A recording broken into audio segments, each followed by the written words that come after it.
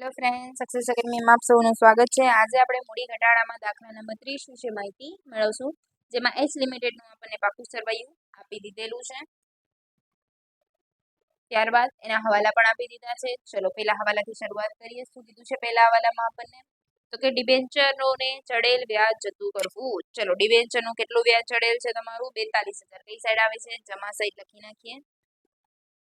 Debenture વ્યાજ 42,000।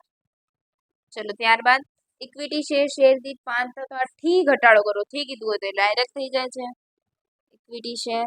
ચલો કેટલાના છે? 70,000। 70,000 ગુણ્યા 5 7,35 3,50,000।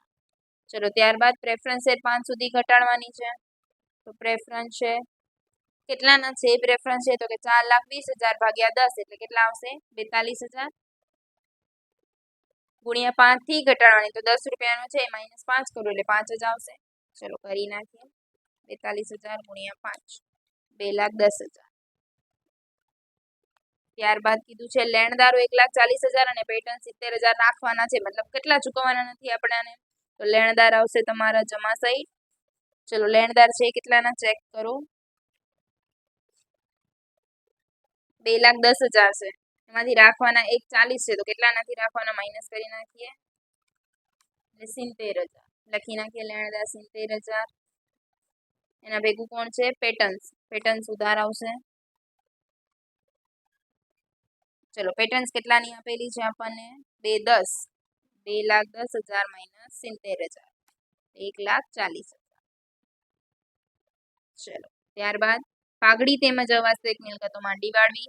ચલો લખી નાખીએ। પાઘડી કેટલાની આપેલી છે? 1,26,000 અને અવાસ્તવિક એટલે કે પ્રાથમિક ખર્ચ એ કેટલાના આપેલા છે? 1,96,000। ડિબેન્ચર વટાવ એ કેટલાનું આપેલું છે? 28,000। ચલો ત્યારબાદ પ્લાન્ટ અને મકાનની કિંમત 20% થી ઘટાડવી। પ્લાન્ટ અને મકાન, ચલો પ્લાન્ટ છે 2,94,000 ના 20% એટલે 58,800 અને મકાન છે 5,46,000 એના 20% 10,92,000। ક્લિયર? ત્યારબાદ તમને કીધું છે 70,000 ના સ્ટોકની બજાર કિંમત 10% ઓછી છે, તો સ્ટોક 10% ઓછી એટલે કેટલા થઈ જાય? 7,000। એના પછી કોઈ હવાલો રહેતો નથી। ચલો સરવાળો કરીએ। 42,000 પ્લસ 3,50,000 પ્લસ 2,10,000 પ્લસ 70,000 કેટલા આવશે? 6,72,000 માઇનસ કરીએ। 1,40,000 minus 1,26,000 minus 1,96,000 minus 28,000 minus 58,800 minus 10,92,000 minus 7,000 કેટલા આવશે? મૂડી અનામત 7,000। 7,000 ક્લિયર? ત્યારબાદ આપણે શું શોધવાનું? પાકું સરવૈયું। ચલો લખી નાખીએ। પાકું સરવૈયું તમારે જે મુજબ છે એ મુજબ લખવાનું, જેમાં ઇન્ફોર્મેશનમાં વધારો ઘટાડો થાય છે એ મુજબ જ હું લખું છું। ઓકે, ચલો સૌપ્રથમ આમાં કઈ કઈ વસ્તુ આવે તમે આ ફોર્મેટ મુજબ જ લખજો, હું ડાયરેક્ટ લખું છું। ઇક્વિટી શેર મૂડી, ચલો ઇક્વિટી શેર મૂડી અહીંયા કેટલાની આપેલી છે? 7 લાખ। અહીંયા છે આપેલી 3,50,000 માઇનસ કરી નાખો। 7 લાખ માઇનસ 3,50,000 કેટલા આવશે? 3,50,000। ચલો ત્યારબાદ કોણ છે એના પછી? પ્રેફરન્સ।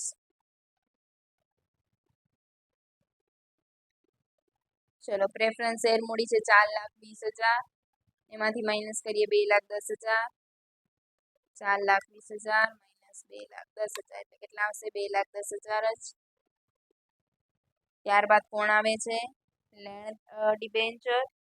ચલો ડિબેન્ચર તો પૂરેપૂરા જ આવશે, એનો તો આપણે યુઝ કરેલ જ નથી એટલે 2,80,000। ત્યારબાદ લેણદાર, ચલો લેણદાર કેટલા આવશે તમારા? 2,10,000 છે, એમાં અહીંયા કેટલા છે? 70,000, તો 2,10,000 માઇનસ -70,000 જે પણ અહીંયા વસ્તુ હશે બધી શું કરી દેવાની માઇનસ એટલે આવશે 1,40,000 ત્યારબાદ બીજી કઈ વસ્તુ આવે છે ડિરેક્ટરની ફી જે એમને ડાયરેક્ટ લખી નાખશું ડિરેક્ટર ફી કેટલી આવે છે 28,000 કેમ કે ડિબેન્ચરનું વ્યાજ છે તો આપણે ડાયરેક્ટ આખું ચૂકવી દીધું છે એટલે એનું લખશું નહીં ત્યારબાદ મૂડી અનામત જે આપણો લાસ્ટ આન્સર આવશે એ પણ આમાં પ્લસ થશે મૂડી અનામત કેટલાની આવી હતી 7 ચલો ત્યારબાદ મિલકતો સાઈડ કરી નાખીએ મિલકતોમાં સૌ પ્રથમ કોણ છે મકાન છે તો ચલો મકાન કેટલા ટકા એને 20% ઘટાડી નાખ્યું હતું તો ચલો 20% ઘટાડી નાખીએ 5,46,000 માઇનસ મકાન કેટલું છે 10,9200 માઇનસ કરી નાખીએ 4,36,800 ચલો ત્યારબાદ છે પ્લાન્ટમાં પણ એમ જ થશે પ્લાન્ટ કેટલાનો છે તમારો આપેલો છે 2,94,000 એમાંથી માઇનસ કરી નાખશું આપણે 58,800 એટલે કેટલા આવશે 2,35,200 લખી નાખીએ ત્યારબાદ છે આપણું પાઘડી આપણે લખાશે નહીં ડાયરેક્ટ પૂરેપૂરી આપણે યુઝ કરી નાખી છે ત્યારબાદ પેટર્ન્સ આપેલી છે આપણને 2,10,000 માંથી આપણે યુઝ કરેલો છે 1,40,000 એટલે કેટલું આવશે 70,000 ચલો ત્યારબાદ પ્રાથમિક ખર્ચ આવશે નહીં ડિબેન્ચર વટાવો પણ આવશે નહીં સ્ટોક હવે સ્ટોક કેટલો આવશે તો કે તમારો કેટલાનો છે 1,75,000 છે એમાંથી 7,000 તમે યુઝ કરી નાખ્યો છે એટલે કેટલો આવશે 1,68,000 સ્ટોક 1,68,000 ક્લિયર એના બાદ છે લેણી હુંડી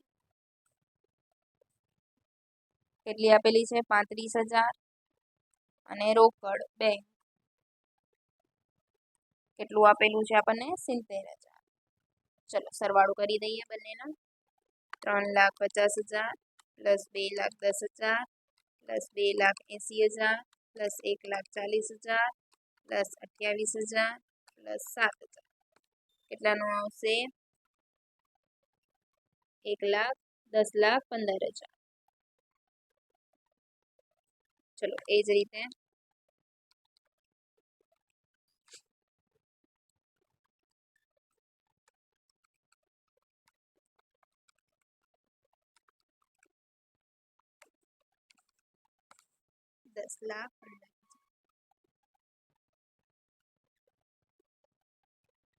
આખો દાખલો તમે જોઈ શકો છો આખું છે આપણું મૂડી ઘટાડા નેક્સ્ટ લેક્ચરમાં આપણે થોડો કટપટો દાખલો ગણીશું થેન્ક યુ